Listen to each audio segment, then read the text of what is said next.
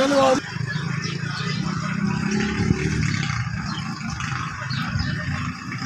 वालेकुम अस्सलाम। मलती 44 साल 44 अजे तो बड़े काम कर 3 बच्चियां ने जी। माड़ा बंदा जी अजे कि हलाल कमाना पाया जी। बस मेरा मौला ने आले लाया था उस कम से तुरे दे जी। जरूरत तो फिर सारी है नहीं जी। बेसन में अपना घ्यो घ्यू जी थोड़ा के सौदा लै दो। मैं गरीब आदमी हाँ जी। माड़ा बंदा जी थोड़ा थोड़ा सौदा लिया पैसे नहीं पूरे होंगे जी। थोड़ी मेहरबानी है थोड़ा के सौदा लिया क्या सट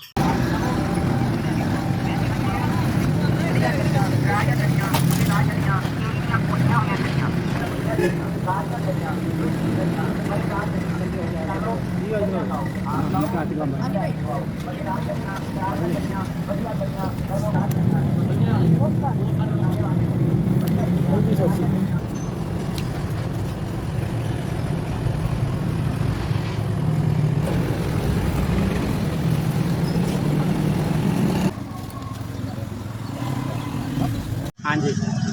मैं ना दे नाल गया जी ना बेसन लैके दिता घ्यो ते मिर्चां ते जवैन ते सुक्का धनिया ते मेथरी ते जीरा सारा समान नाल लैके आया इन्हां दे नाल। तुहाडी बड़ी मेहरबानी जी। अल्लाह जिंदगी करे